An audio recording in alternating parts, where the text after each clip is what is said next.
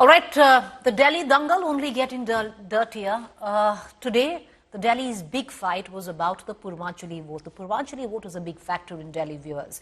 25% of the population impacts about 18 to 20 seats.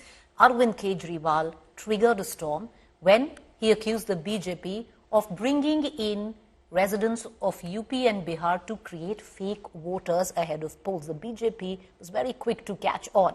It took that one line where Arvind Kejriwal said that the BJP is bringing in fake voters from areas around Delhi like UP, and the BJP turned it around, accusing the Aam Aadmi Party of insulting Purvanchalis in the state. Will it stick? Here's more. पिछले 15 दिन में 13,000 नए vote बनने की application आई है। जाहिर तौर पे ये यूपी और बिहार से ला के यूपी आसपास के स्टेट से ला के फर्जी वोट बनवा रहे हैं ये लोग। उत्तर प्रदेश हो या बिहार, उत्तराखंड हो या पंजाब, उनका उतना ही अधिकार है दिल्ली पर जितना से अरविंद केजरीवाल का अधिकार है। Eastern Uttar Pradesh and Bihar have taken center stage in Delhi. With weeks to go for the assembly election in the capital, the fight for Purvanchali votes is getting fiercer. The trigger was this claim by former Delhi Chief Minister and Aam Aadmi Party Chief Arvind Kejriwal. 15 दिसंबर से कल तक 13,000 नए vote बनने के लिए 1 lakh vote की assembly है, छोटी सी असेंबली है, उसमें 13,000 नए लोग कहां से आ गए? 15 दिन में कहां से आ गए? जाहिर तौर पे ये यूपी और बिहार से ला के यूपी आसपास के स्टेट से ला के फर्जी वोट बनवा रहे हैं ये लोग। On Friday, UP Chief Minister Yogi Adityanath escalated the counter-attack. याद रखना, जितना अधिकार दिल्ली के अंदर से अरविंद केजरीवाल का है, उतना ही अधिकार दिल्ली के अंदर रहने वाले उत्तर प्रदेश और बिहार के नागरिकों का भी है, उत्तराखंड के नागरिकों का भी है। वे भी उतना ही अधिकार रखते हैं। The BJP hit the streets in protest on Friday, accusing Kejriwal and the Aam Aadmi Party of insulting Purvanchali voters.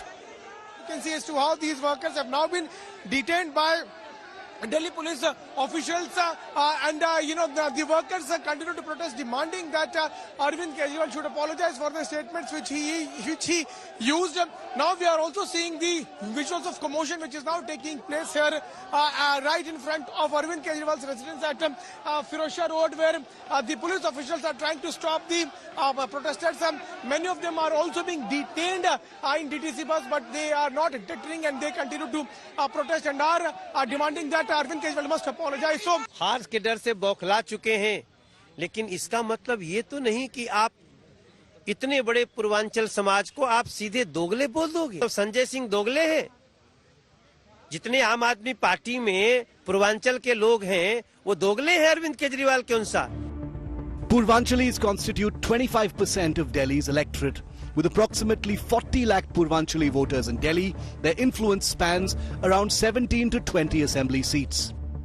जिसको ये बिहारियों को, यूपी वालों को, पूर्वांचलियों को फर्जी वोटर कह रहा है, यही फर्जी वोटर केजरीवाल को मुख्यमंत्री बनाया। किस तरीके की सोच है? क्या ड्यूअल सिटीजनशिप लाना चाह रहे हैं? क्या चाहते हैं अरविंद केजरीवाल जी की दिल्ली में कोई ना आए, कोई बाहर का लोग नहीं आए? ये गलत सोच है। और इस तरीके से अगर पूर्वांचल के लोगों को अगर अपमानित करने का काम मुख्यमंत्री करेंगे तो वो दिन दूर नहीं है, 5 तारीख को ही चुनाव है, परिणाम इनको पता चलेगा। The Aam Aadmi Party is also facing heat from its India bloc ally, the RJD.